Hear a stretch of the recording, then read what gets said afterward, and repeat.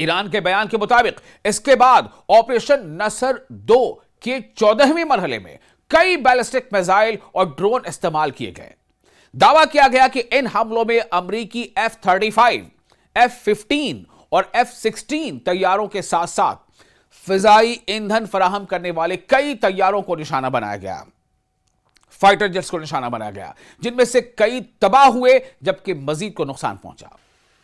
Islamic revolutionary guard core यानी IRGC ने यह भी कहा है कि अमेरिका ने अपना सेंटकॉम यानी सेंट्रल कमांड कतर के अल उदैद अड्डे से जॉर्डन के अल अजरक अड्डे में मुंतकिल किया था ताकि वो ईरानी हमलों से महफूज रह सके।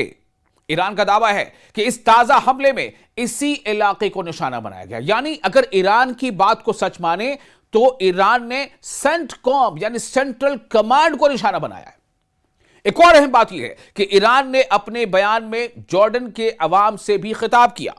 उसने कहा कि जॉर्डन यानी उर्दन, जॉर्डन को ही उर्दन कहते हैं, उसने कहा यानी ईरान ने कहा कि जॉर्डन फिलिस्तीनी अवाम के करीब है और उसे अमेरिकी फौजी मौजूदगी के खिलाफ खड़ा होना चाहिए। यह बयान सिर्फ फौजी कार्रवाई नहीं बल्कि सियासी पैगाम भी समझा जा रहा है।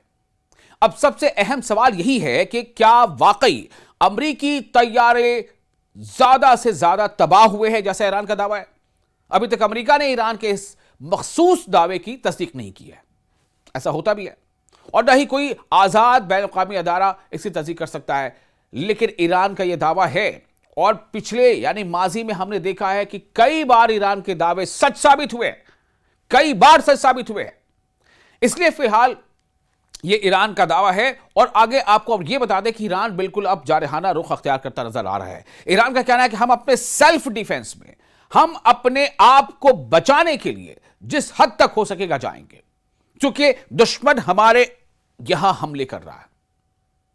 तो अगर ईरान के दावे दुरुस्त होते हैं तो इससे खित्ते में कशीदगी और बढ़ सकती है, क्योंकि जॉर्डन यानी उर्दन अमेरिका का एक अहम इत्तेहादी है, एलाई है, और वहां मौजूद फौजी अड्डे मिडिल ईस्ट में अमेरिकी कार्रवाइयों के लिए अहम समझे जाते हैं।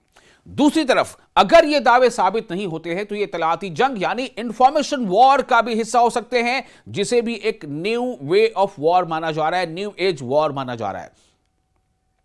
अब आपको बताते हैं कि ईरान ने उर्दन में यानी जॉर्डन में अमेरिकी फौजी असासों को निशाना बनाने और कई तैयारे फाइटर जेट्स, जैसे मैंने पहले ही गिनाया, F-35, F-15 जैसे जेट्स को तबाह करने का दावा किया है। और अब इसके बाद यह देखना होगा कि आगे अब यह कौन सा रुख अख्तियार करता है, अब आगे क्या ट्विस्ट आता है। क्या अमेरिका और ज्यादा एग्रेशन के साथ हमले करेगा? क्या अमेरिका अपने हमलों में और शिद्दत अख्तियार करेगा? इसी बीच एक आपको अहम खबर दे रहे हैं कि ईरान यह कह रहा है कि अमेरिका अब ईरान के अंदर सिविल इंफ्रास्ट्रक्चर्स को नुकसान पहुंचा रहा है। रेलवे ट्रैक पर हमले किए गए हैं और कई ऐसी चीजों पर हमले किए गए हैं जो जिनका सीधा सीधा ताल्लुक आम लोगों से है। अब आपको बताते हैं एक अहम खबर, ईरान न सिर्फ यह कि जवाब दे रहा है बल्कि ईरान ने यह ऐलान किया है। देखिए, फारस न्यूज एक है, फारस न्यूज काफी मशहूर है और मकबूल है और मारूफ है।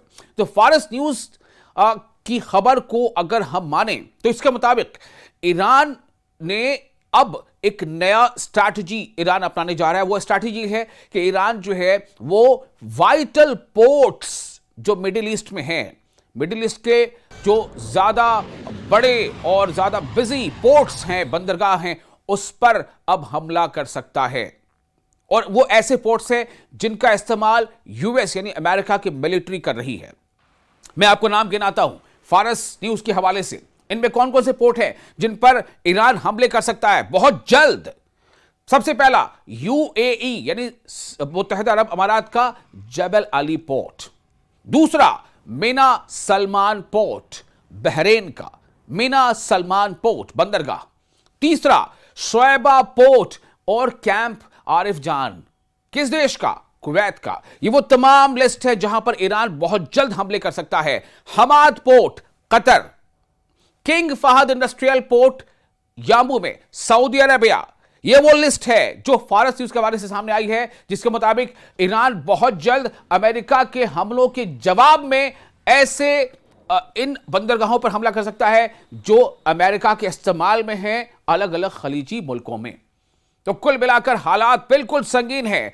अमेरिका हमले कर रहा ईरान पर, ईरान पलटवार कर रहा है। ईरान का साफ कहना है कि कोई भी देश अगर ईरान पर होने वाले अमेरिकी हमले में साथ देगा किसी भी तरह से, तो ईरान के टारगेट पर वो मुल्क भी होगा। फिर चाहे वो सऊदी अरब हो, फिर चाहे वो यूएई हो, फिर चाहे वो जॉर्डन हो, फिर चाहे वो कतर हो, फिर चाहे वो बहरीन हो, कोई भी देश हो।